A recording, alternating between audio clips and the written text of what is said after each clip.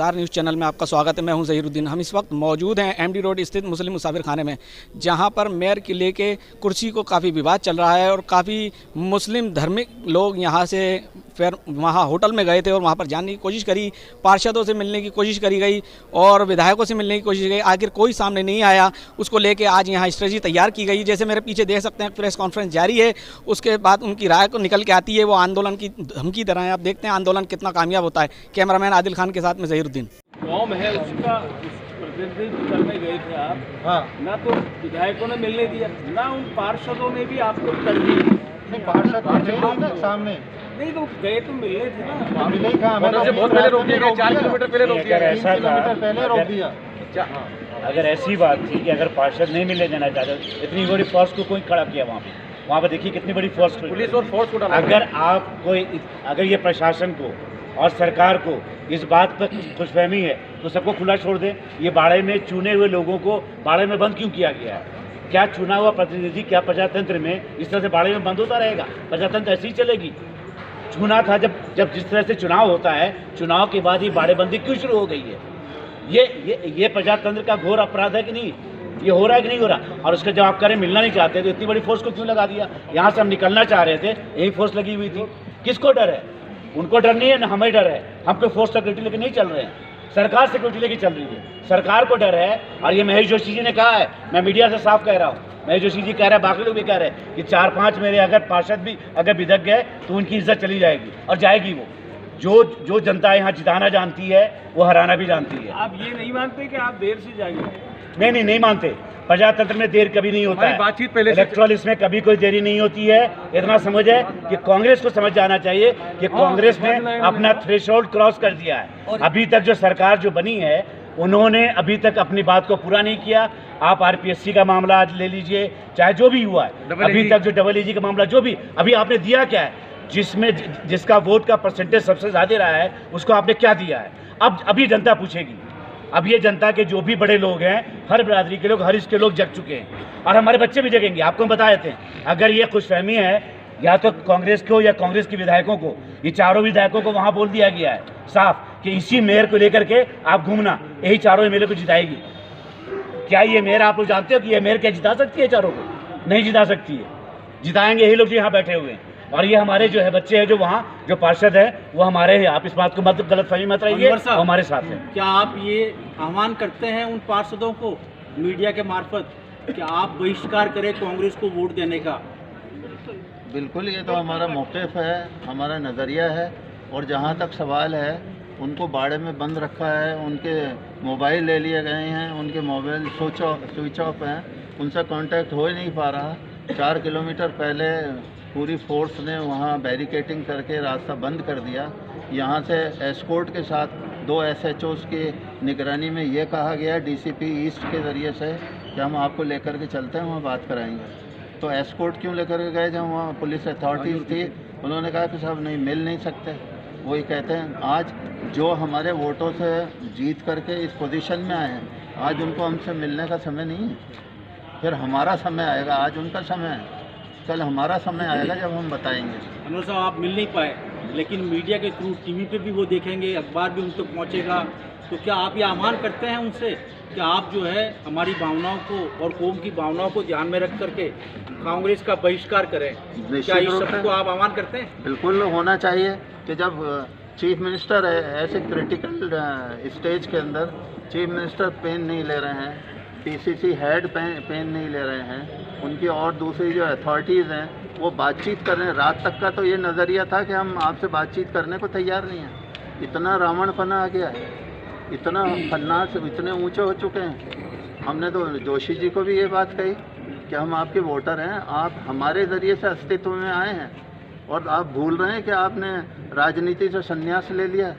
2 साल बाद फिर आपको हमारे क्षेत्र में आना है, फिर हम बताएंगे हमारी ताकत क्या होती है। सर, हमारी बात हमारे हक की तो हम कर रहे हैं ना।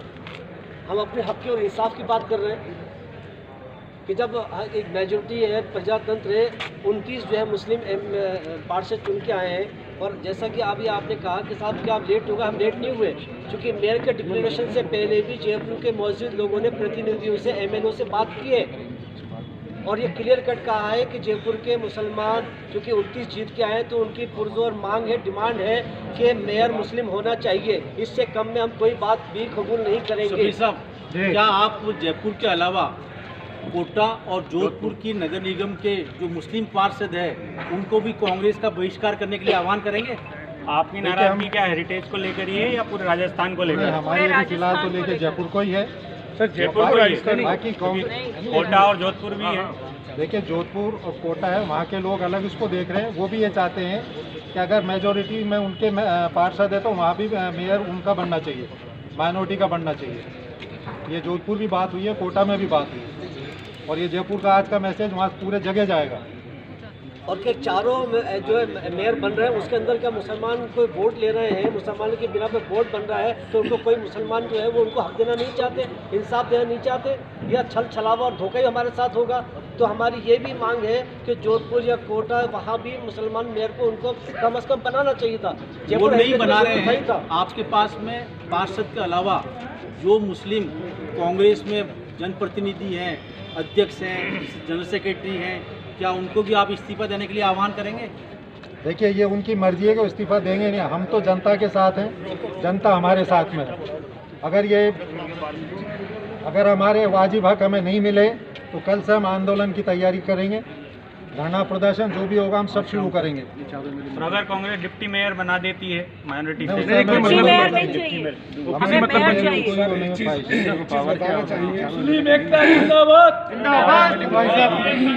एकता नहीं है। एक मिनट सुनो रहीम, मेयर बनना नहीं बनना तो दूर की बात है। कौम, मिल्लत और मुल्क के कायद जो बैठे हुए हैं, ये बड़े बड़े बुजुर्ग जो आलिम दीन भी जिसमें थे, क्या उनका यही दर्जा था कि उनको गंदी सड़क गोबर के ऊपर बिठाया जाए?